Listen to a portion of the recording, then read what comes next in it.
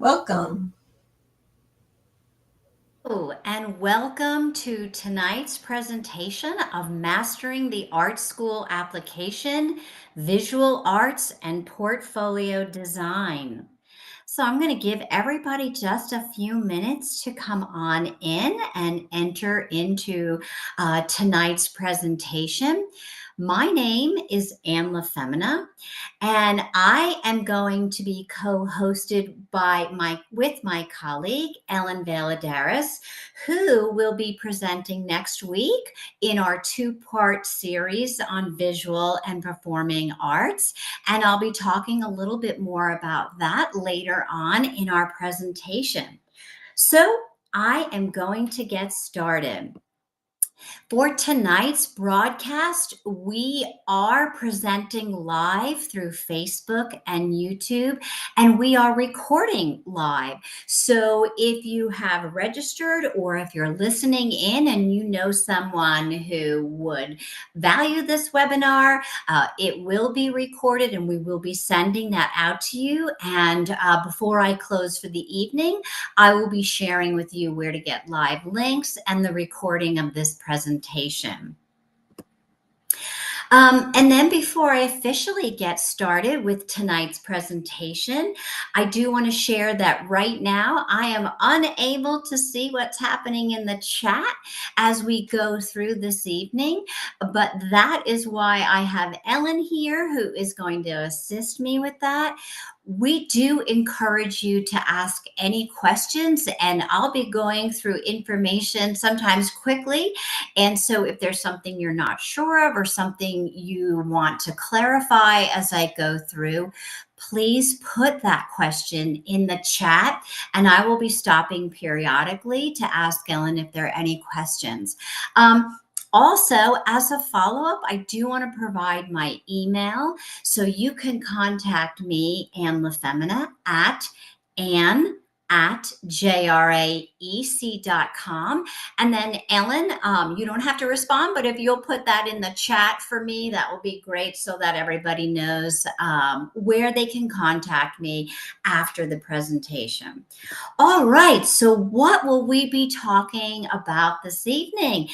This presentation is geared for students and families who are seeking or want to, pursue a degree in the visual arts or the field of visual arts. And so what does that mean?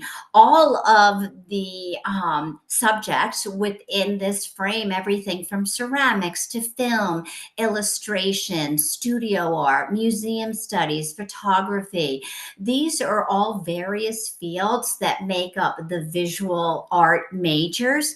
And so for tonight, this is basically what I'm going to be honing in on. But there really are so many, variations of visual arts. And so hopefully I'm able to encompass all of this as we go through.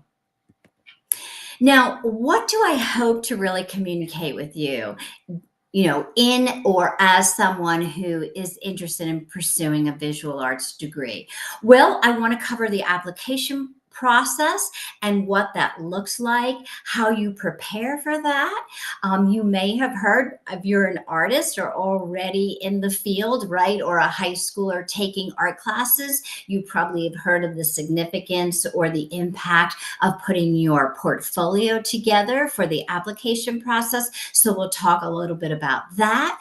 We'll talk about what kinds of considerations that admissions are looking for in an art applicant, but what you need to do to prepare, how to select your major, and how that might impact the process. And then a little bit about the admission realities. Right now, I'm sure you've heard about the college admissions landscape, just how it's very competitive, about the volume of applicants, more and more students selecting college as opposed to secondary option. And so the number of students who are applying to college is certainly increasing. And we'll talk about how that impacts a visual arts major, and a little bit more about selecting that major and some flexibilities in degree programs. And then finally, really about how you can prepare yourself for the application review process once you've submitted your application and what that looks like for admissions. So let's get ready to dive in. Okay, and if you've just joined us, I just want to encourage you as we go through this presentation to please put in your questions in the chat, and I will be stopping every so often to see if anyone has any questions and answer them as best I can. So before I get really fully immersed in all the things that I just shared that I hope to cover with you during this presentation, I thought it was really important to just start here about really understanding what it is and the impact and the significance and why Ellen and I both support students in the visual and performing arts process. So first and foremost, I think it's interesting for you to note, as I noted, I am doing this visual arts presentation. Ellen will be tagging into next week doing the performing arts. And so we are very passionate about this. We are arts enthusiasts, but we are also parents of arts majors. And so we know this both professionally and then as parents. And I would say that one of the biggest questions that families come to us when they want to work with us as a performing or visual arts major, but obviously I'm sticking to the visual arts tonight, is, what is the value of that? Sometimes it's nerve-wracking a little bit, for lack of a better word, to be thinking about majoring in a visual arts genre of such that you're not, sure or certain of where that's going to land, once you graduate. And so that is always something that we address initially.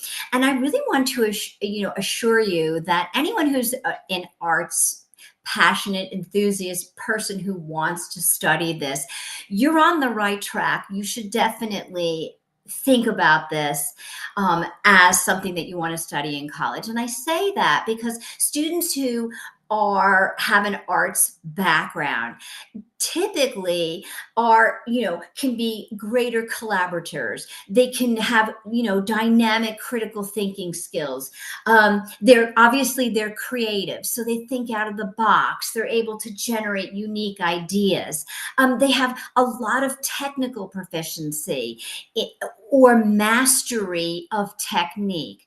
And a lot also an entrepreneurial mindset. So I think, I paused there for a while because I really wanted to, before I begin, hone in on this and share with you that there's such great value in an arts education. And we have found, and statistics have found, this is not just, something that we've seen, and we have seen it, but students who are pursuing law school, and I'm going to show you medical school next, actually, those who have studied philosophy or art, history, English, or other areas, and then have pursued graduate education, actually, we've seen that their test scores can be higher, and that they can be extremely competitive with other majors in a law school acceptance, in a graduate school. And the same with medical school. So I've worked with many students who have started out in some sort of an arts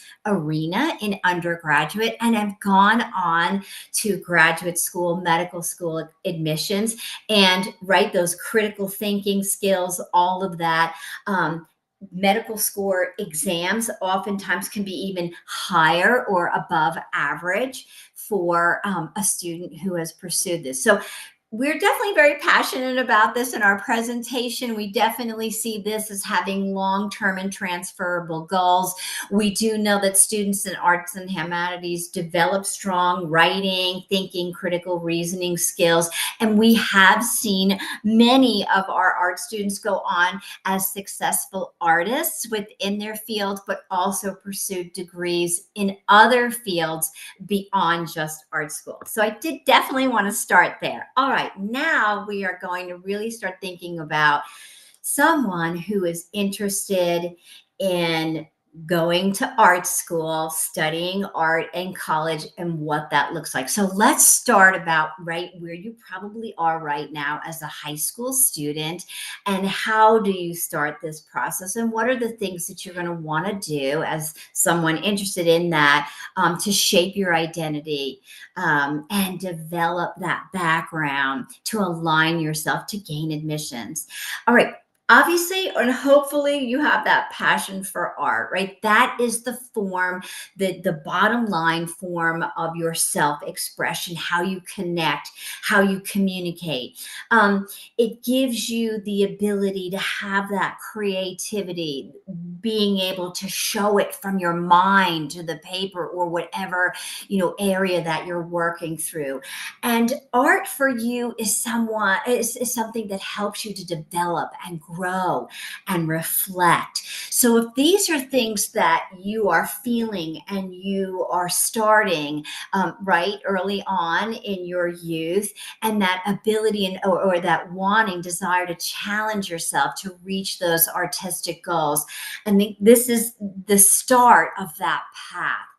Now, anytime we're talking about anything with college admissions or in any area, you will always hear consultants say start early. So I think that even if those of you are joining who are ninth graders and thinking, this is way too far off, but I just want to listen and get a little advice or hear. If you're thinking about ultimately studying art at school, you definitely want to begin the process at the very least of focusing in on your portfolio, experimenting with different mediums and practicing your skills, right? Ninth grade is such a great time to try everything and learn about yourself, and then sort of develop the track or the art pathway that you want to pursue maybe more intently. But anything that you do with confidence over time and proficiency and intention is something that admissions is always going to value. And the other thing that I think is super important for students starting out in high school is just really keeping an art journal. Now, I say or sketchbook here, but I actually mean kind of both. The sketchbook is always going to be important. Many colleges will ask for samples from your sketchbook, but I love the idea of an art journal, starting that early. Document, keep records of your ideas, of your projects, of your inspirations, little sketches, travels, museums you visited, conversations you've had, critiques, reflecting on your artistic journey. I'm going to share with you later on how this can really be a terrific tool for you in getting ready for the application process. But I think beyond just the sketchbook, I cannot tell you how important it is. I really have found that having that journal of your art journey can be so super significant. Okay, now you're in high school, right? I mentioned this a little bit earlier, selecting those mix of courses, right? Because, you may want to track yourself into one particular area of art, but it's always good because in art, you're always going to be challenged to work with a variety of different kinds of classes, but other types of mediums and styles. And this is really important because when you go to art school, you're going to be meeting with professionals who have very specific styles or maybe methodologies in training. And so it's so good to expose yourself as early as possible. Now, remember, I'm just sort of laying down the outline of what that looks like for somebody who's in high school and what kinds of things do they have in their background or how they're developing themselves as they go through. So things that are so important to have in your extracurriculars beyond just doing or practicing your art and just experimenting with all of your creative adventures there, joining competitions or or putting your artwork into competitions. Anytime you can be adjudicated and you get high accolades for something that you've created, always a great thing in college admissions. Right, anytime you're teaching, so teaching can be a great extracurricular activity for artists, right? Go and maybe be a volunteer mentor within an art class, or work with younger doing crafts, or maybe in a camp you could be the art teacher there. So anytime you're teaching, you're talking and you're learning too, and you're sharing your ideas and you're getting inspiration and being that role model. Other things that high schoolers will do, get involved, is they'll help to maybe set up their high school art fair, or if you know that there's a craft fair, art fair, something happening in your community or area, always good to be involved in things like that. Anytime there's sort of public art or something that you want to have yourself, a part of, or of, get involved, be that volunteer, bring your pieces there, talk to those artists. All these are helpful tools in developing your profile beyond just your sketching and your artwork.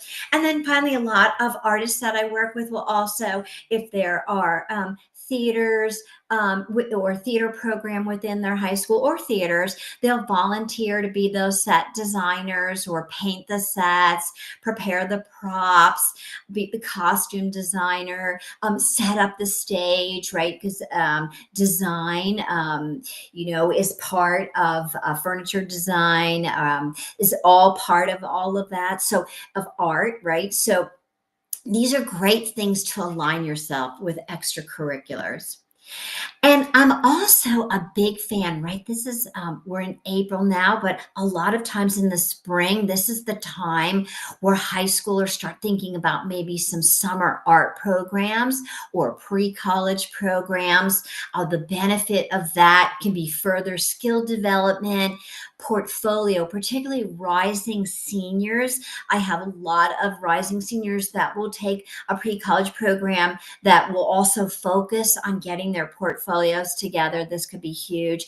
And then really can also give you that college preparation, exposure to new perspectives, and meeting with like-minded, same-minded, inspiring artists, right? Who are your age and come from different backgrounds, and getting exposure to what they're doing and the colleges and the programs that they're pursuing. Such great benefit to that. And another, and I maintain this is one of the biggest. You're going to hear me talk a little bit about this a little later in the presentation, but just developing yourself as an artist and getting ready for this process. I always think it's so important to be able to talk about your work. Now, I cannot tell you how many times I have sat with high schoolers and, wanted to learn a little bit more about their art and why they did that, or what kind of mediums they used, and maybe why would this maybe be a favorite piece of yours, or what was your thoughts behind this piece. And sometimes that conversation can be a little bit like, oh my goodness, I'm so all about the final product and what I have in front of me that I'm not really prepared to talk about it. And you will find that there are a lot of resources I'm going to share with you tonight where you can work with artists and mentors who can help you with your portfolio. But the biggest part of that is being able to have a really strong dialogue and conversation about your artwork. And that is about reflecting and growing and gaining more skill strength.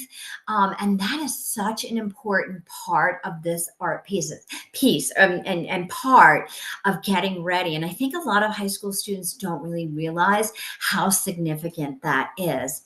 So I'm about to move on to, how do you go about selecting an art school, and what do they look at, and what are the kind of magnitude of varying programs that are out there? And it's really just in and of itself, that is quite an education. And so I'm just going to pause and ask Ellen if there's any questions or anything that's come up that I should be addressing before I go on. Not yet. You're good. Okay, thank you, Ellen.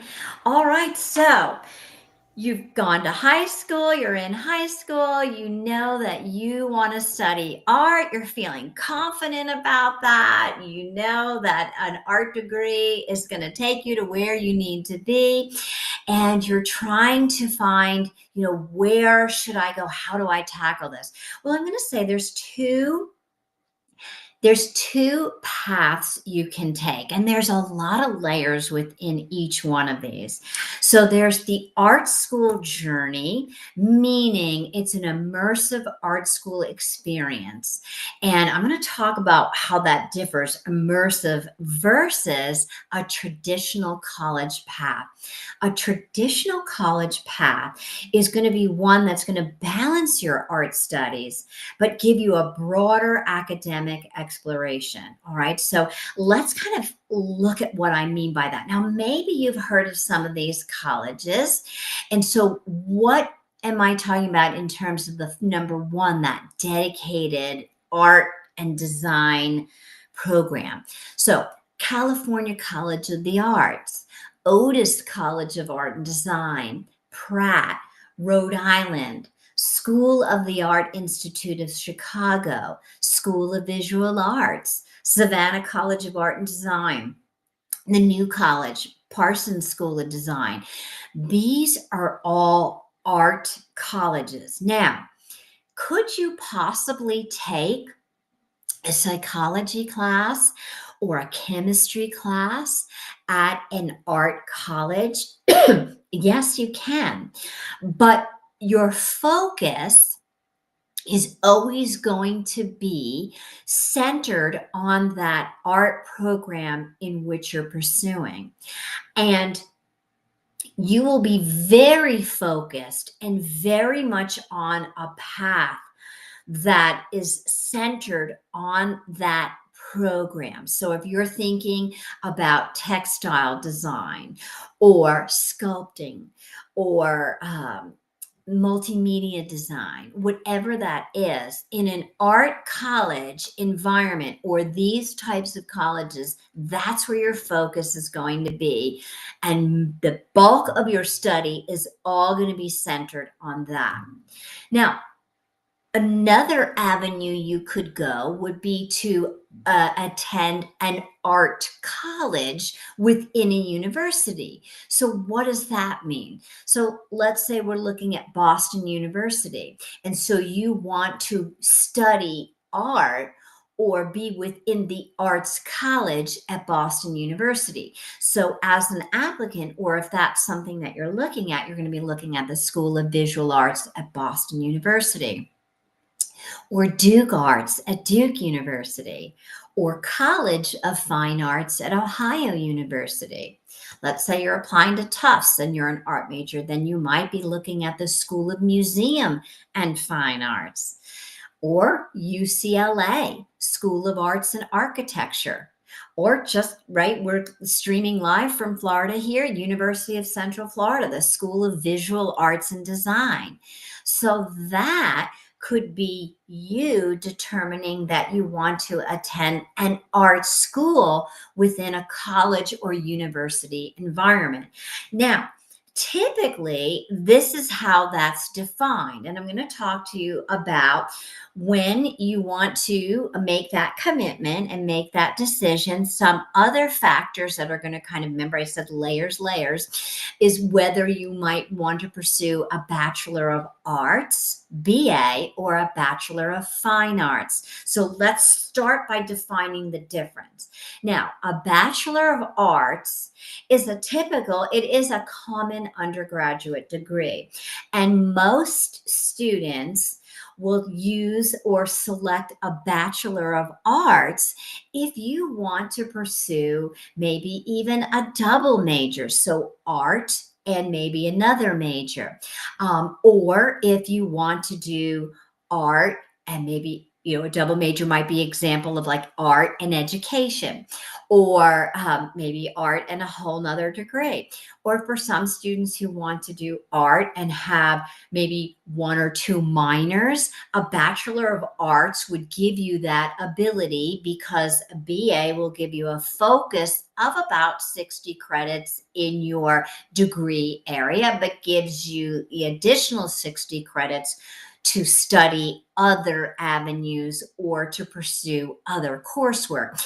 And I do want to say that a lot of colleges, in doing your research, a lot of colleges have actual centers where they will map out or help you do dual degree programs, meaning where you can study two things at the same time.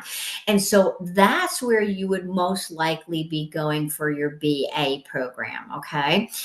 Hence why you can still do your medical courses or your legal courses, right? All this to get you to graduate school. But if you are really focused on that intense immersion of whatever you want to study, then that Bachelor of Fine Arts, the BFA, is what you want to be thinking. And that means that the BFA is going to be about 75%, 2/3 of the time, you're going to be immersed in those art courses geared towards what you want to, your degree that you want to come out with. And then the remaining will be your general courses. I think it's important for you to understand that you can do both a BA and a BFA in both environments. A BFA can be hosted within, art college within a university. And a BA obviously can be definitely in a university. You'll find in an arts college, remember I was talking to you about Parsons School of Design or Savannah College of Design.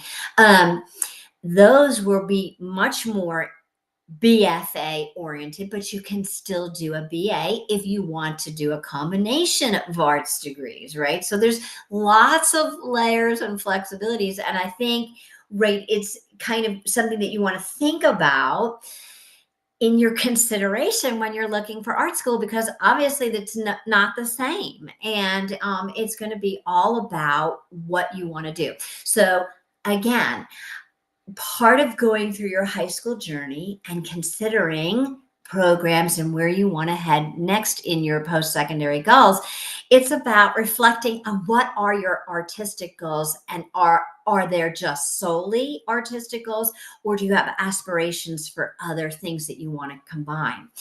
And it's also going to be about how much do you want to immerse yourself in an arts community. So is it about having that time within the arts college, within the university, so you have other opportunities? Or is it about true immersion, right? And, is it about what do you want to be taking advantage of or looking for in that mentorship and that artistic exploration?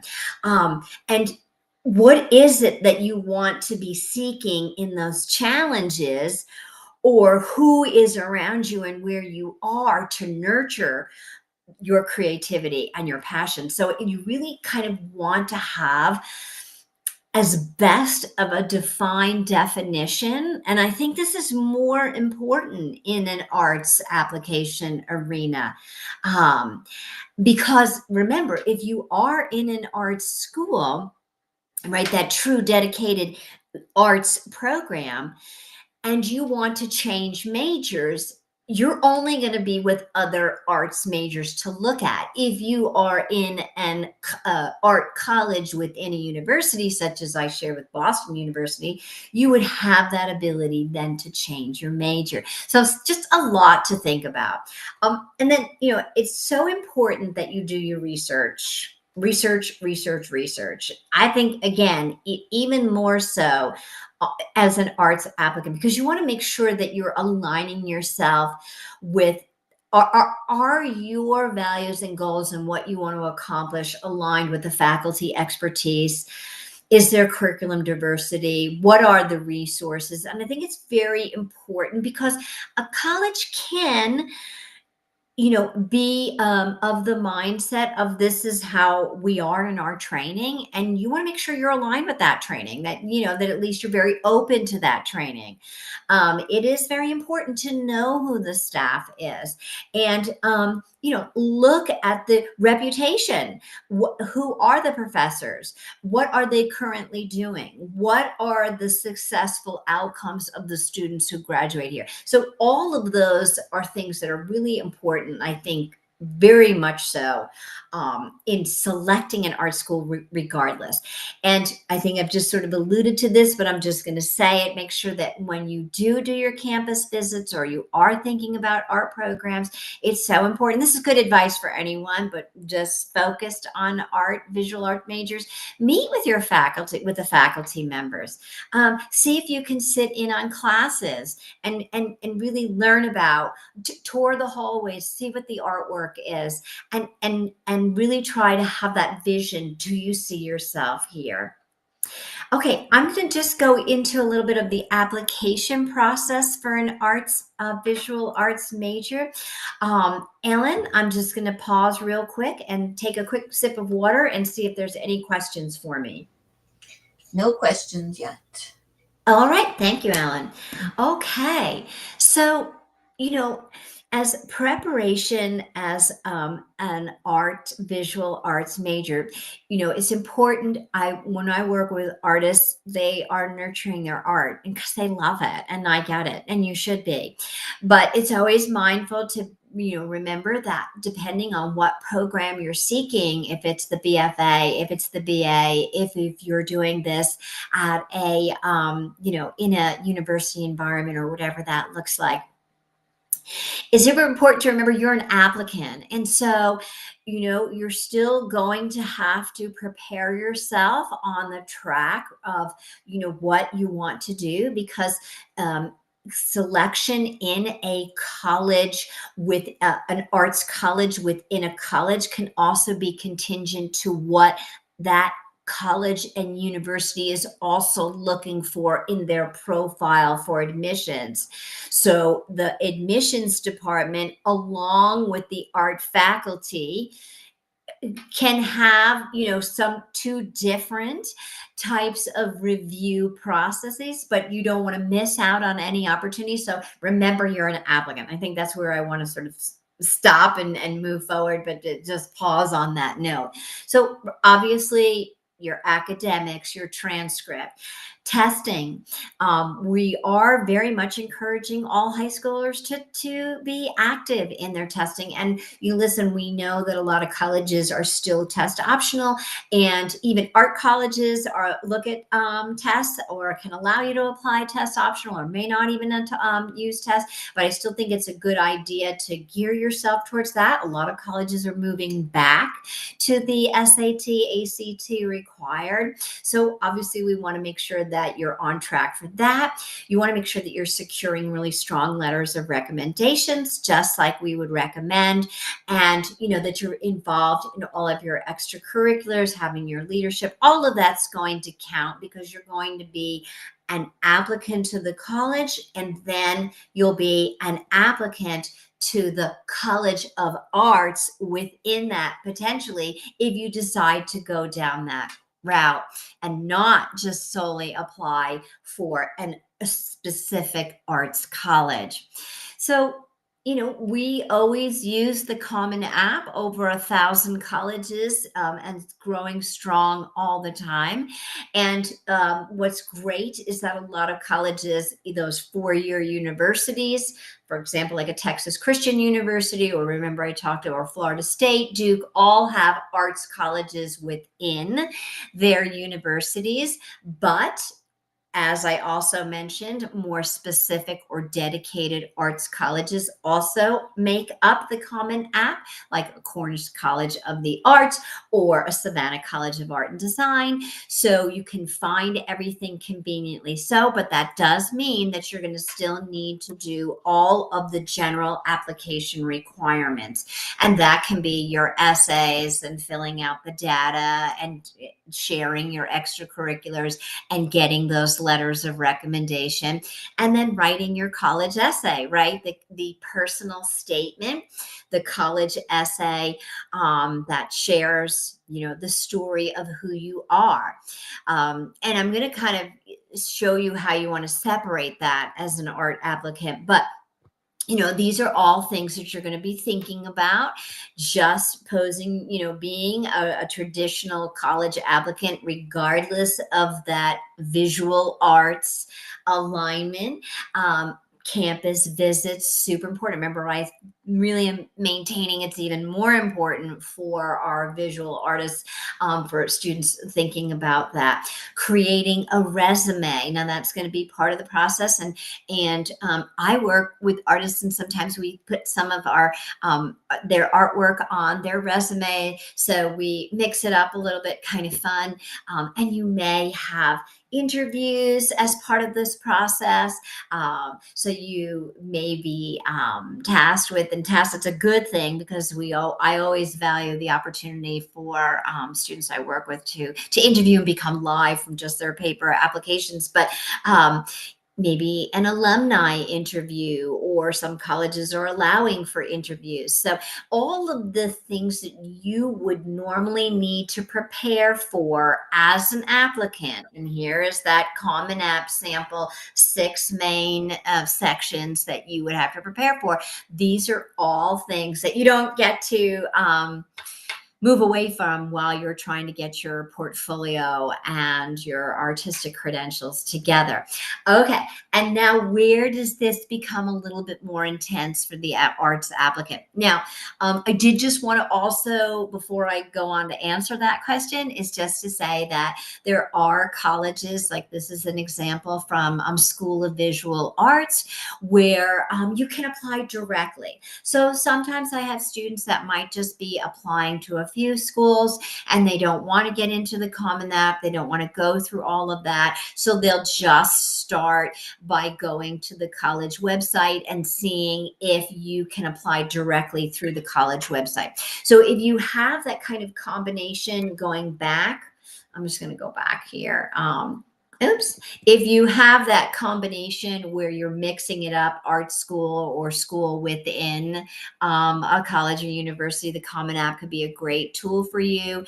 If you're going a little bit more on those just, dedicated art colleges, then you may want to see if they have the ability for you to just apply directly. The colleges will tell you, I'm telling you, there's no difference. They don't like one application over the other. And so it's not going to impact you and say, oh, well, I applied directly, so therefore I have a better chance of getting in. No, as long as you're following the directions, you're doing what you're being asked for, and you're aligning yourself with that criteria and their profile, then it doesn't matter which one you use. Okay, let's go back. Now, if you remember, I talked about the common very briefly, because I just wanted to briefly take you through a little of the application process, minimally so. But if you remember, I talked about the essay or the personal statement, and I think this is something that you really want to be cognizant of as a visual arts applicant. And oftentimes, separately, you will be asked to submit an artistic statement. And so I always caution students that when you're doing your Common App essay or your personal statement, to not talk about your art life, your experiences and growth through art, because you want to save it. And that is because oftentimes, as a supplement to your application, colleges want to know a little bit about your artwork and how you think and how you got here. Now, if you remember, and hopefully you've been with me since the beginning, you will remember I talked about a journal. And this is where I think the journal really works, because you're going back over time and remembering your thoughts and your growth and your experience, right? Like a diary. And you just develop these really natural phrases and thoughts And it's right there. And it's not something you have to just sit down and do. You had it from your journal. So I'm a big advocate for that. But just kind of as a little tip and trick to kind of keep this in mind. And I'm also going to sort of single out letters of recommendation.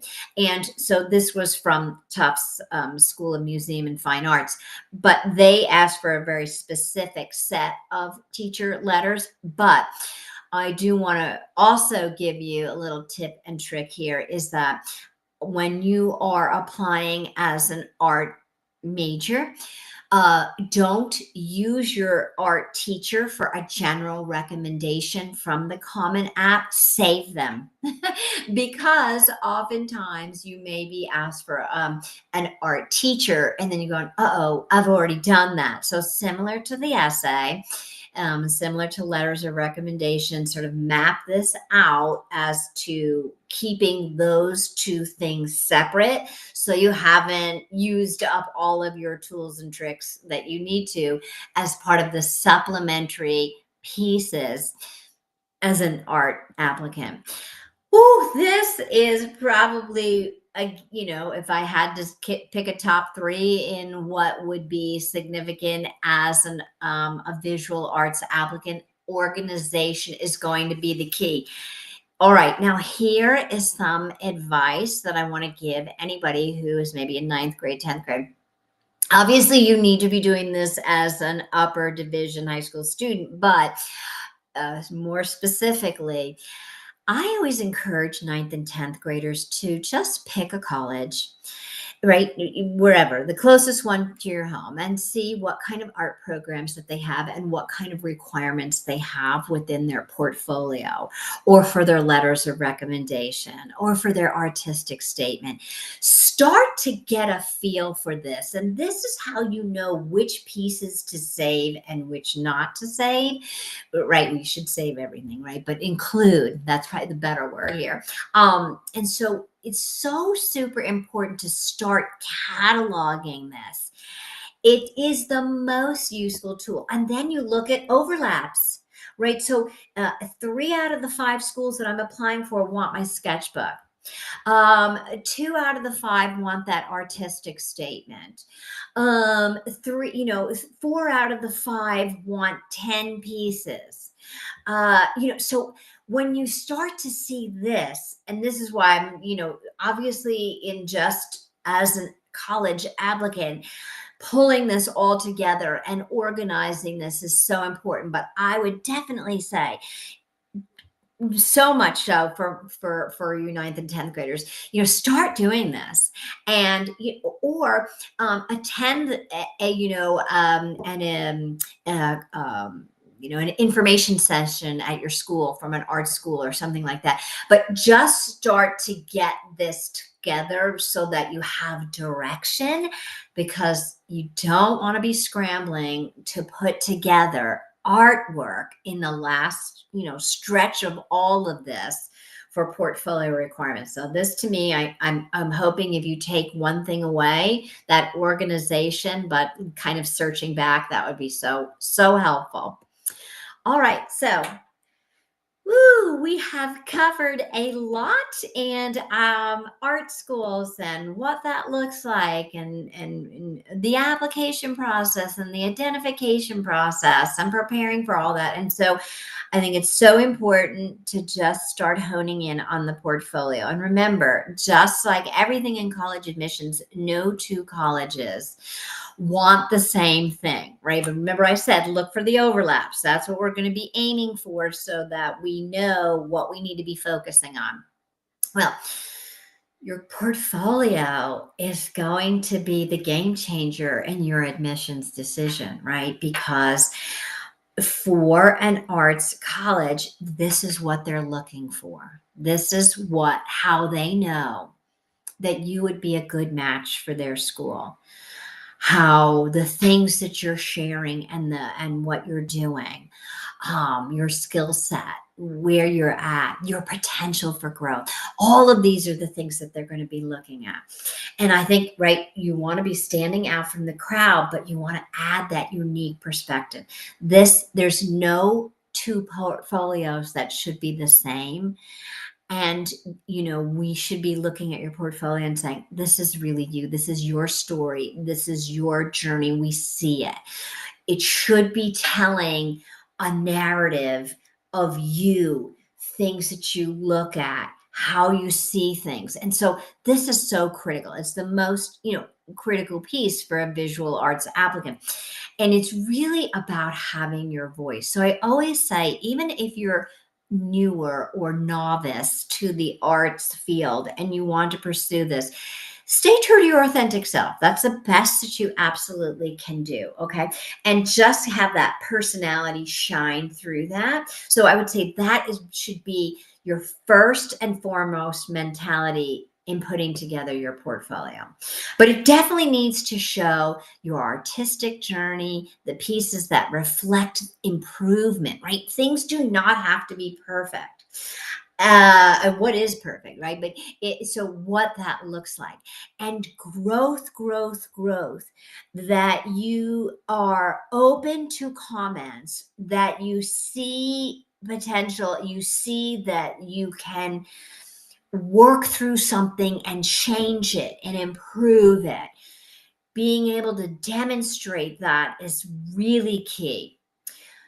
Choosing those pieces, and I'm going to talk to you about how you get help with this, but you want to make sure that you have pieces that have technical mastery, that direct observation, variety. But it doesn't have to be, a ton of variety, just some versatility. Remember your personality, your style. And I think it's kind of nice sometimes to have more of a theme. Or I've worked with visual artists where we've sort of broken it down into what the colleges have been asking for, but centered it around themes. It's really come out very cool.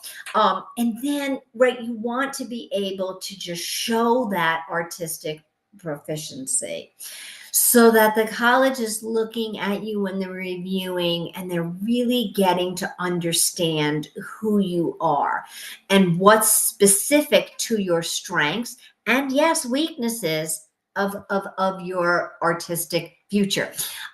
You definitely want to have diversity in your work, range of skills, showing versatility, right? Trying new artistic territories.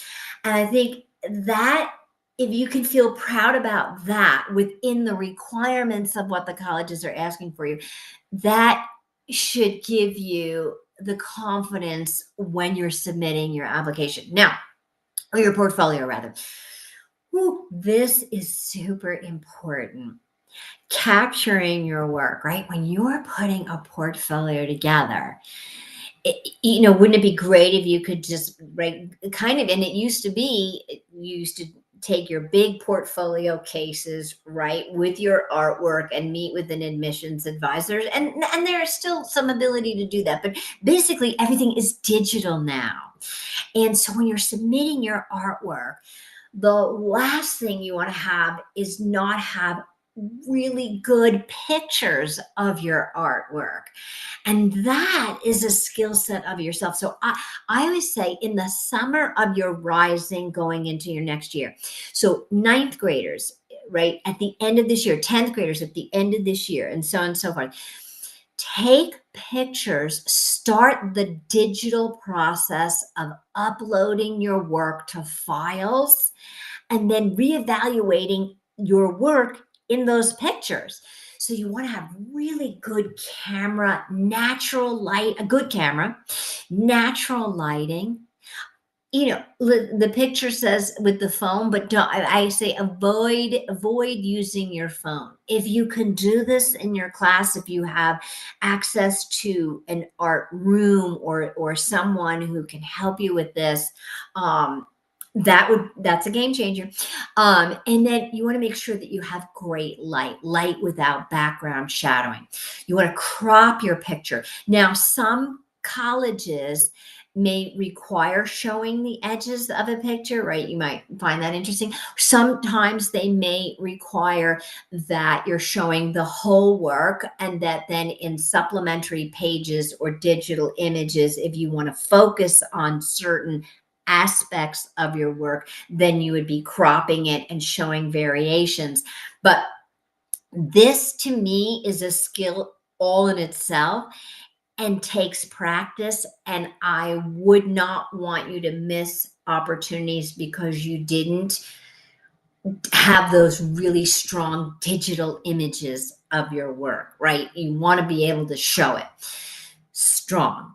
So make sure that you're choosing a natural background, black, white, or gray. And just as this picture is showing you, this is really, the light's coming in. It's a science, okay? And the camera straight on.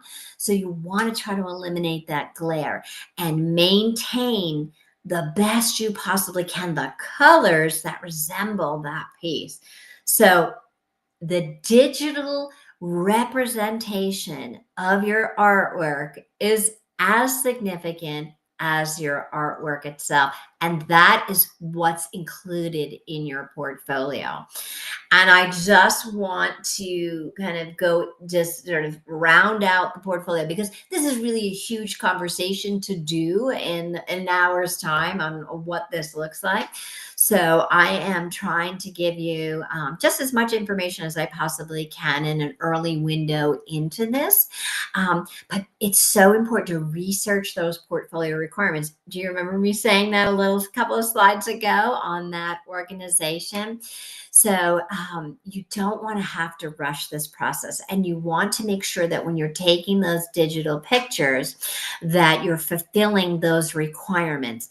And I am going to just add this briefly too. Portfolio requirements may not just almost solely be about the pictures, but you may be asked to write. Can be as brief as a character count of how many characters you can use, or how they want you to describe that. So your descriptions, your presentation, and all of this is about or constitutes your portfolio when you're getting ready to submit it for admissions. Ellen, just a quick check in if there's any questions. No questions. Okay, wonderful. And I'm going to continue. Okay, so if you've done or kind of listened into any webinars I've done in the past, you know that I'm always all about sort of showing and I'm not just telling, but showing. So I'm just going to, in a couple of slides here, take you just through a couple of colleges, minimally so. This would be an example of somebody who was applying to the textiles program, BFA specific, at Rhode Island School of Design, where they're asking you to present 12 to 20 examples. Don't go less. Don't go more. Stay within what they tell you. Again, some of the words that they're using, work in any medium, sketch form. Please let us know if it's an assigned project or a self-directed project. Remember, involved drawings for direct observation and finished pieces. So they do allow for a couple, but if you had to do some starting sketches for prep work, but look at this, work up into 3, no more than 3. So when you are putting a portfolio together, it is so important to make sure that you're following the directions, and it's not going to be the same for each college. And right, just as I said a few slides ago, excessive visual elements or text descriptions in a single slide submission. So they don't want a lot of that. And this is the practice of being able to talk about your artwork, but this is in a very concise and succinct guideline.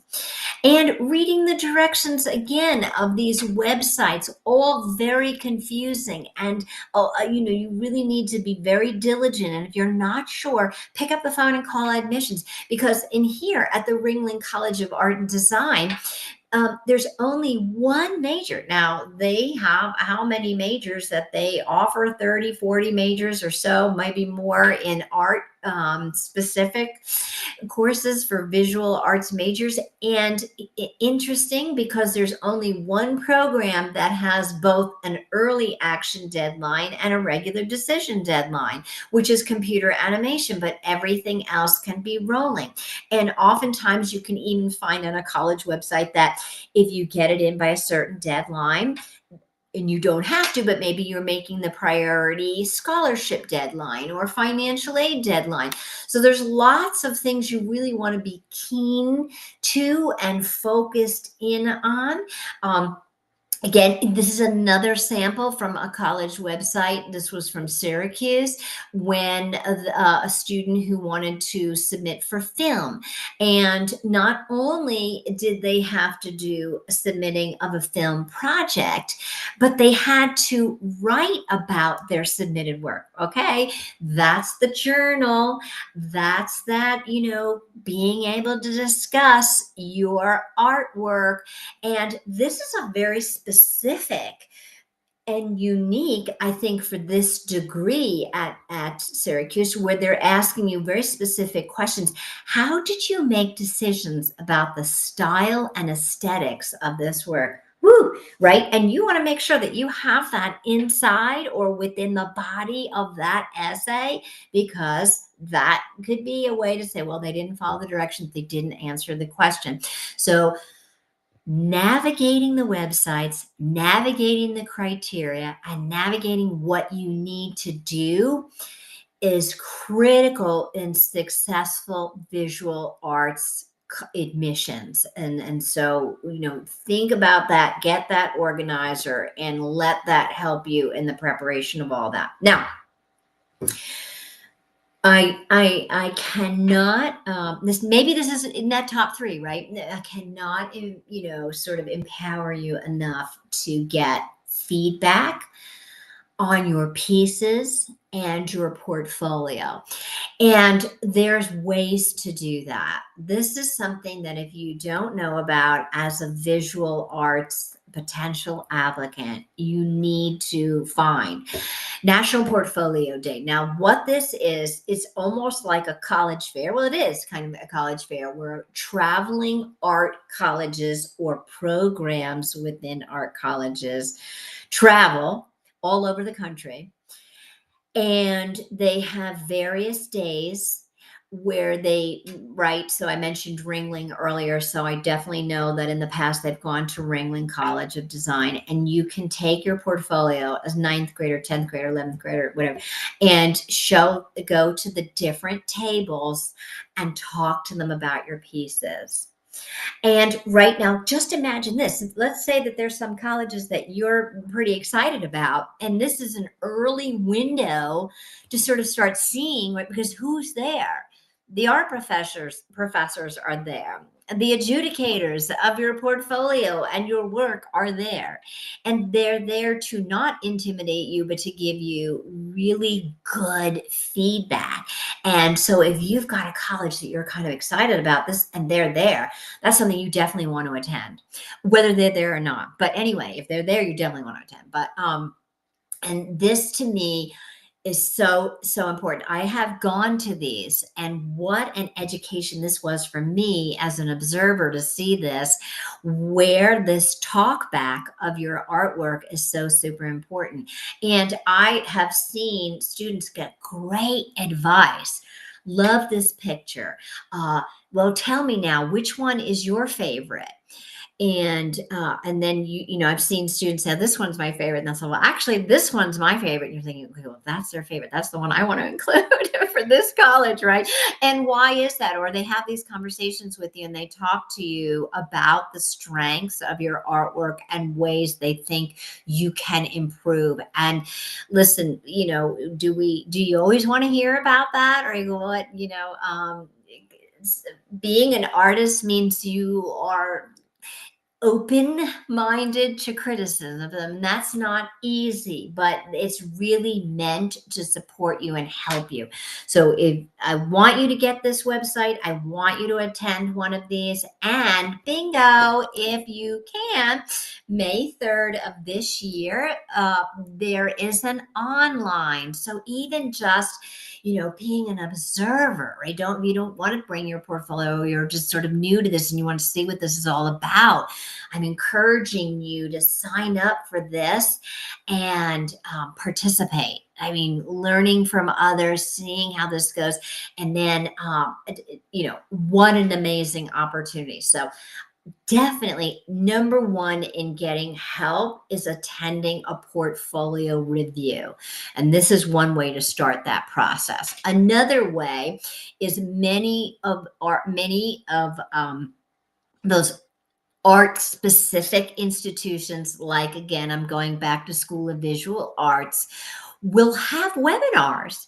And I attended one of their webinars just last year. What an informative information just for somebody who guides students, let alone someone who is thinking about this. And again, if you're not applying to the School of Visual Arts, you should still listen in, because it just helps you so much to, how do I know what pieces to put together? So, this was an incredible opportunity where they offered a webinar and they had students from all the varying departments give like a, maybe just a 2 to 3 minute presentation on what, sketches, artwork, samples, things that they showed or put together for their portfolios to be admitted. And, these are from the applicants, the current students themselves. So they gave a little bit about, how they got into that, field. And obviously was a pitch for the college too, how much they enjoyed the college. But what a learning opportunity to see from not only the college itself, but the students who applied, gained admissions, and are attending, their top advice for your portfolios. Unbelievable feedback. So I'm really an advocate of this. And then a college, right? I would call them if you're not sure, because sometimes, like I said, combing through these websites and trying to get all this information can be very overwhelming. So Ringling College of Art and Design, and they're not alone. Many of the colleges do this too. They'll give you the ability to schedule an appointment with one of their admissions counselors to review your portfolio before you submit it.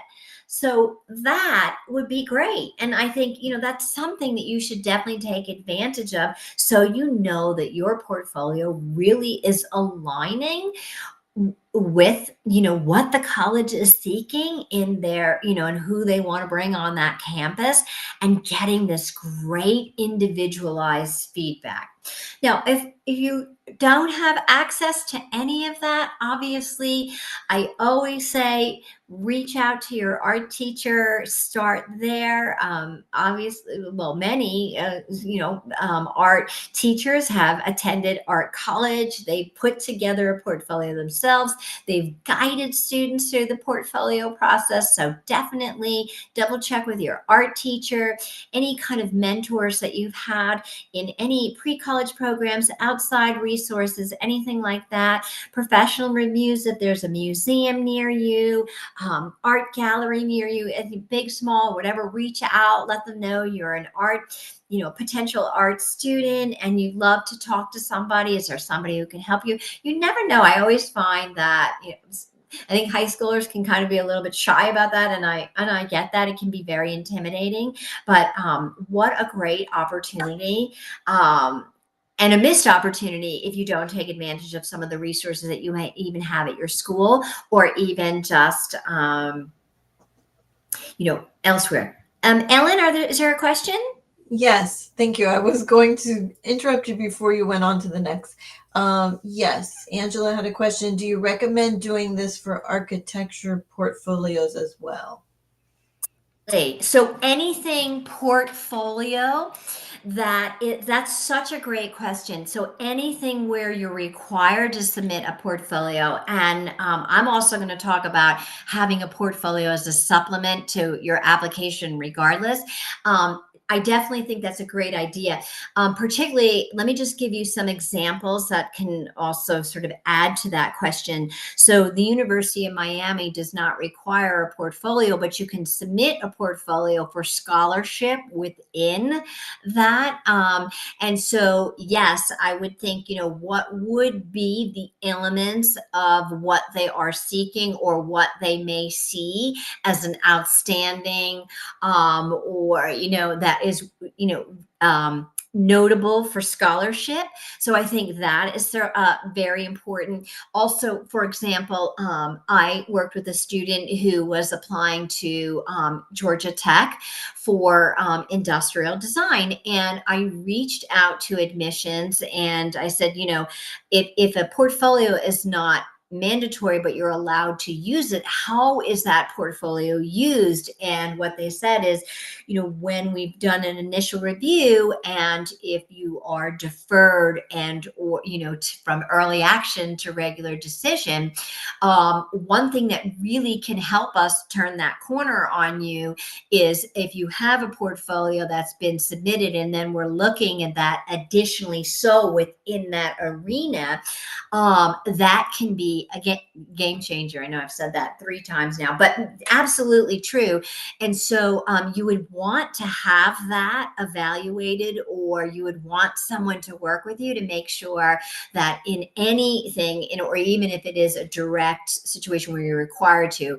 And yes, even though I didn't have potentially architect in on that, there's a plethora of majors art related, and if it's portfolio, always get feedback. So yeah, hopefully that answers your question. Yeah, and she does have a follow-up question. Yeah. And what interface would you recommend, like a website, or is there a particular piece of software to use to place the photos? I guess, the question is about using different software to create the portfolio. Do you So know? I think you can do that. Remember, if it is, it's going to be about a digital. So if it's a digital piece, then that can be, whatever. If you've created a digital piece, then that doesn't have to be so specific to the, to whatever that you're using, because there's a variety of tools for that. So that could all be, it's fine. But if you're taking a picture, I think that's what I'm trying to maybe differentiate here, is that it's about taking a picture of a sample of something, right? Students who do sculpting or jewelry making, or even pictures of pictures, they're not really getting the image correctly, and so that's a missed opportunity. But if it's specific to a digital software that was created, I don't feel that there's been anything that I found that has been more helpful than not, depending upon what it is that you're submitting. I don't know if this is, you might want to clarify in the chat, Angela, but I think she was asking more about, is there some kind of software or website to help you create the portfolio? That's what I was thinking. Oh, okay. So yes, so there is, and I am going to be talking about Slide Room, and so there is, yes. So thank you for that. Yes, so there is going to be a tool in where you're going to be able to upload that your portfolio, and I am going to talk about that. So that's Slide Room, but so hopefully that will clear up that question. Okay. Yeah. She said, yes, how to showcase the photos. Yes. Okay. So, and here it comes. So if you still have a question after that, please ask. And then if there's something that I'm not explaining in further detail and you always want to email me as follow up, I'm more than happy to make any recommendations that I possibly could. So thank you for the question, and please continue to ask if this does not satisfy that. So once you're already in your portfolio, the college will then ask that typically this is the tool that you use to submit those digital images, right? We've talked about what the college wants and what they need, what their requirements are. And this is going to be called Slide Room. Now, I strongly suggest, whether you're using the Common app or you're doing that institutional direct from the college itself, like I showed earlier at SVA, you're going to want to create a Slide Room account anyway. But Common app does have, wherever the college is asking for a portfolio, and it will generate that more times than not when you've selected that in the drop down menu of what major you want to apply for. It'll tell you, this degree requires a portfolio, or you will get that afterwards on the directions of what you need to do. But you will be working through Slide Room, and this is the tool that the colleges are going to use to do the digital, for you to upload those digital images, unique and specific. And there will be a tool for, or an area for each college. So it'll either be at the integration moment when you're applying, where you'll see that, or later on you'll get a link and you'll go in and you will be then asked to satisfy that requirement and upload it there. So Slide Room is the tool that you're going to be using to submit these images, whatever the requirements are for that. And then here it is, right? Just was sharing that with you, but this is what it looks like, right? Here's Duke University. And this is an actual from the Common app. And then, do you intend to submit a portfolio in one or more of the arts? And then that takes you to the portfolio instructions. And that is going to take you to Slide Room. So visual artists portfolios, get ready. That's where you're going to be. And again, it's through the Common app or wherever you're applying. Most of the time, Slide Room is going to be the vehicle and the tool that you're going to use. I just realized that I should have had Slide Room together here. This is the tool that you're going to use. So if you want to go in and just even create an account right now and just look at what that looks like, it may not be set up for you, as an applicant, but there's no harm in doing that. That's where you're going to be directed to. And even film. So it is visual, but remember, part of film can be through Slide Room too, depending upon what that looks like. So Slide Room is going to really be there for no matter what, a school of visual arts, I said, whatever, if it's a college within an arts college, that is where you're going to be using that. And I just remember I was showing, not telling. So this is another example of that. Okay, now there could be one other area. Now, this is really going to be a lot more in Ellen's wheelhouse next week. She's not really going to be talking about Slide Room that much, but she's going to be focused on something called Accepted. And this one, I didn't spell it wrong. It's actually Accepted. That is how you spell it. And this is the theater platform. So colleges do that. But I did want to put this in here because if you are a theatrical design major, which sort of borders on the visual arts, but art, performing arts, it could come across your desk, so to speak, that you would have to then upload your portfolio through Accepted or Get Accepted. But that's really the only time where I've seen it. It's through those theatrical design where it has to go there more so than Slide Room. Okay. And then this is just another example of that, of a portfolio, and where just within the theater portfolio, again, BA theatrical design and technology, where you would have to send that through accepted.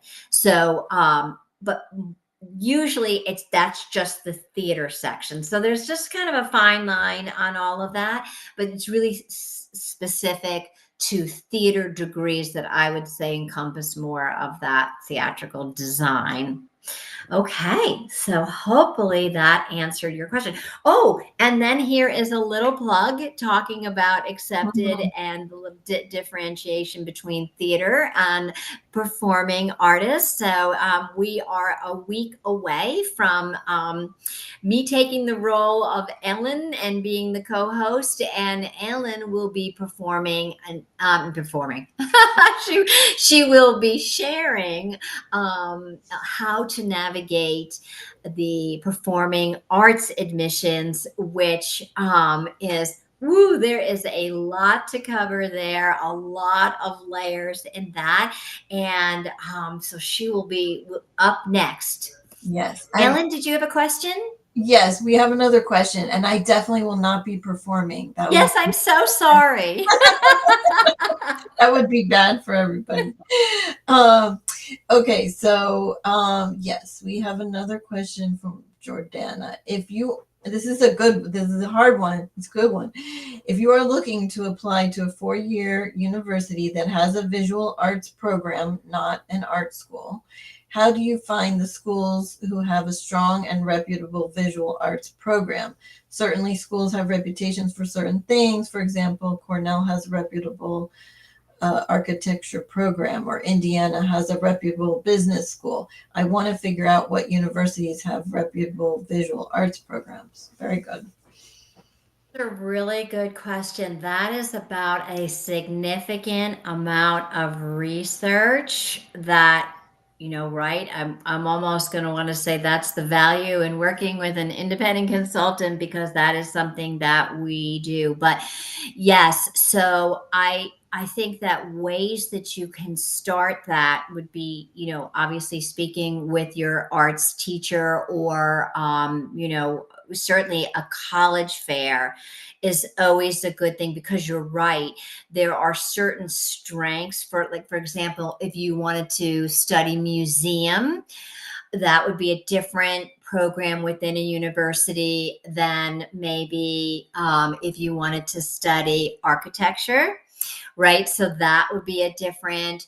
So I think that it is about utilizing those resources and just doing a good search. Many high schools do have college and career platforms where they can help, where you do searches like Naviance or Maya Learning, things like that can be really good, for you. Um, it's definitely, reaching out to the colleges and then talking to people in that field and finding out where they went to school and learning about that reputation. That's also about, talking to the college itself and the representatives, and finding out, what is your most, you know, um, I would say either competitive or a visual arts program within your university. What is something that you're known for in visual arts at your university? What is something that students who graduate from your university go on to do within that profession? But yeah, that is about, and that is about doing your due diligence and knowing that, and you are right. And this is so I'm sort of not answering your question, but answering your question in this way. Let me just have a picture here, because it's probably a little bit nicer to look at while I'm talking. But something that I think is super important in that identification is to know that you are in that right school environment for that program, and knowing what that looks like in the accolade, because How is that college known for that? Is because the professors that they track, the way that they guide the students through that program, right? That makes that unique, makes it different. So one school being different to the other. So it is about doing a little bit of additional research, but you can also, US News and World Reports, Princeton Review, these are all, sort of starting points. But in terms of knowing you're finding the right fit, it is about asking questions. It is about diving in deeper, and it is about learning about those unique and stellar programs within a university. And you know what? Just if there's a college that you're excited about, start there. Go to the website and look at whatever that visual program is. And then go to another college and look at that. What is the course sequence? What are the classes that you're taking? What are you doing internships, or what are the opportunities? Are those students traveling abroad and taking classes, in museum studies and whatever that is? And do just a side by side comparison, right? You're always going to find a course you're not that happy with or something, but look at what that looks like for your interests and goals and alignment, and just educate yourself by going into a college website and looking what they're telling you about that, and then call them. Right? I think something that's very misunderstood is that you think that you're the consumer and you're looking for the college, and then until you're doing the admissions and then learning about whether they find that you're the right fit, and you feel they're the right fit, it is so important. And I always say, like, go and ask questions. You can call a college office, call the arts office and ask them. They don't, lots of times I ask questions, they don't even ask me my name, they just want to know, and I'll just ask them. So do your due diligence in the education of that. It's a broad question, but it's the right question, and it is about research. And hopefully I've given you a couple of tips in getting that answer. So, okay. I'm just going to move on very quickly as I wind down for the evening. Thank you so much for everybody who is hanging in there with me tonight and going through this, intricate process with many, many layers and lots of things to be thinking about. But I do just want to give a little bit of a chat to those students who have, being very interested, very passionate, very excited about art, and art, right, in such a vague term. And one thing that I love is that colleges, anytime a college allows you to upload a portfolio, and a portfolio now can take on a whole different meaning, meaning something additional, supplementary, that shows your talents and your abilities. I'm all about that. And so those students who are not, those of you who are passionate about art but thinking, I may not want to study art, whatever that is, if it's visual or performing arts, I do think that you should use that in the application process, if you can, to showcase your skills, to showcase your artistic endeavors, your scientific innovations that you've had, or showing your technological proficiency as it relates to the arts. And whenever you have this opportunity, for example, Bowdoin allows their applicants, not about an audition or a performance or even an interview, but the ability to upload something additionally in a video response, or in some kind of visual response. And whenever you have that, you should absolutely take advantage of that. And I'm just kind of going through this a little bit quickly, just in recognition of time, but Yale, right? I love this from their website. If you have something that and this is not specific to an arts major, right? A film, a research paper, a dance video, a musical score, art samples, right? I mean, not everybody has this, but if you have something that showcases your creativity or something beyond, and they allow you to do that, yes, go for it, because you're adding to that who you are, and you're showcasing something beyond who you are.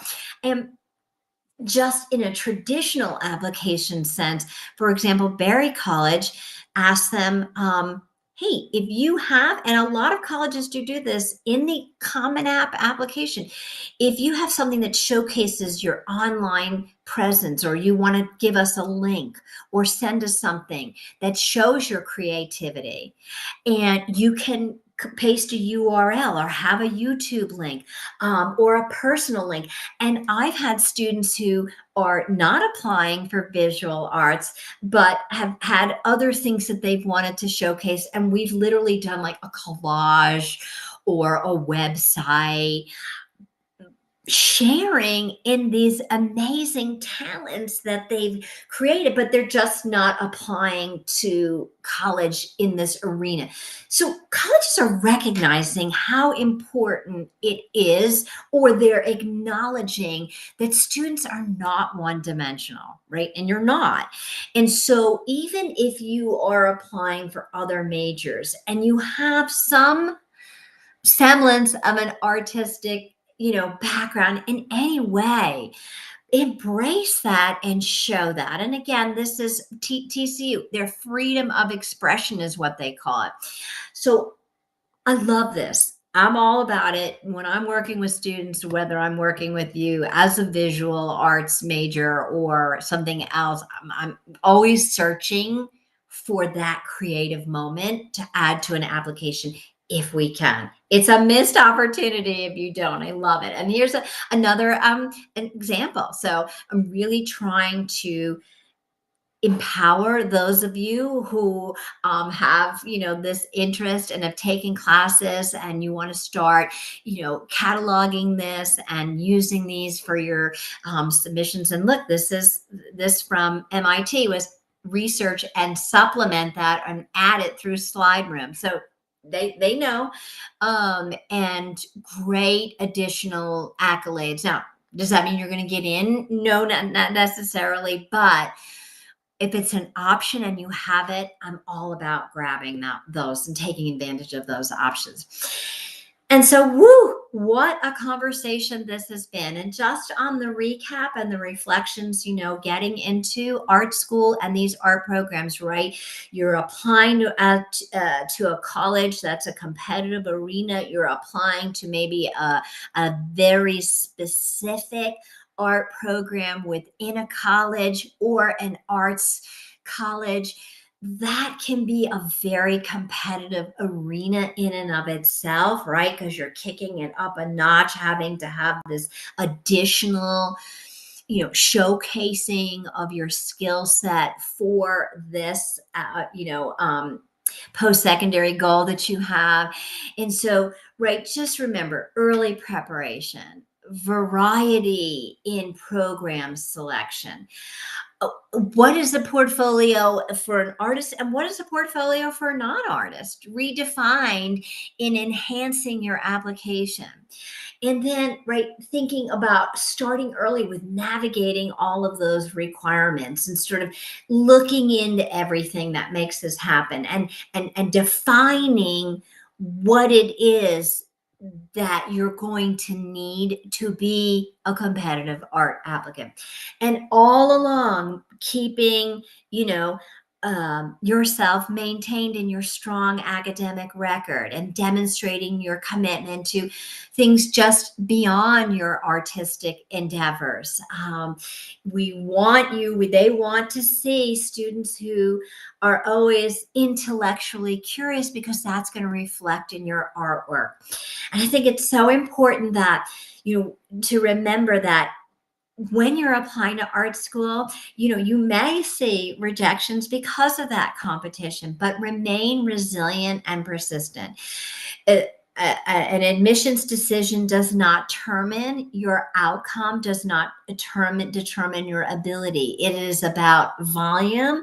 It is about being unique and specific to the college that you're applying to.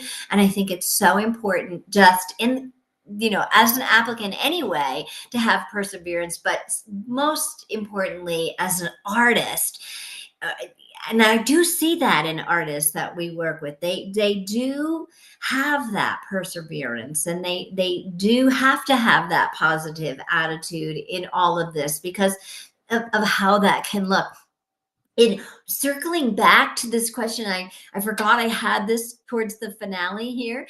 How do you find out about programs? So remember, attending a national portfolio day just as an observer or walking around and asking questions, even without your portfolio, is a great thing because it is an art specific arts fair. So you should definitely be thinking about that. There's a small number of visual and performing arts colleges that do tour on their own too, and you can look that up through NACAC.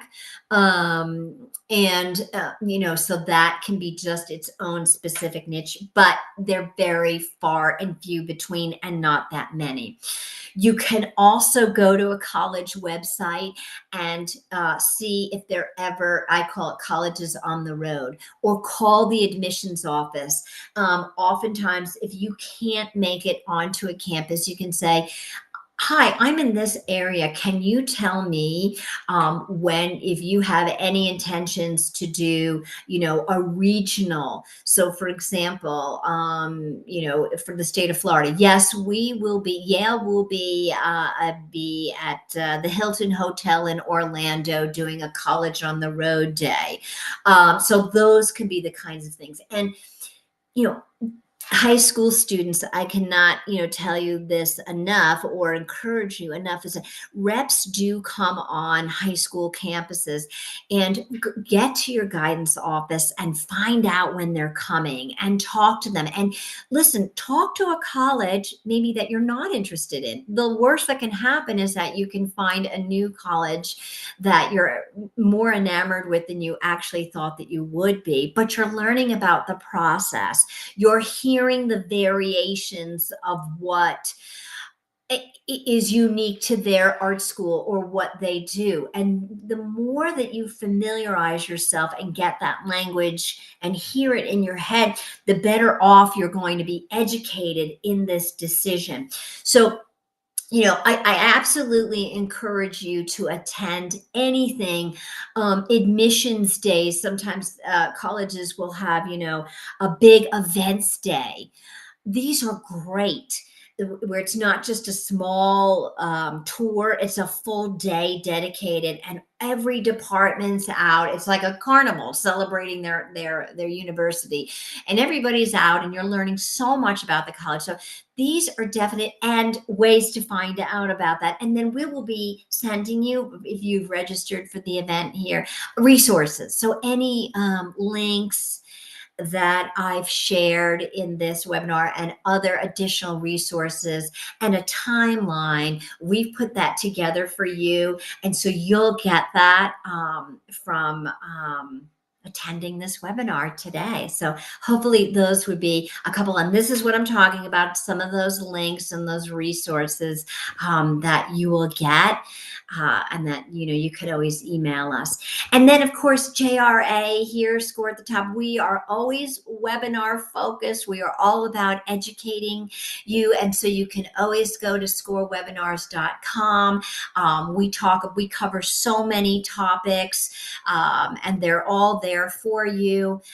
And that is a wrap on my end. If anybody has any concluding questions, I'm happy to take them.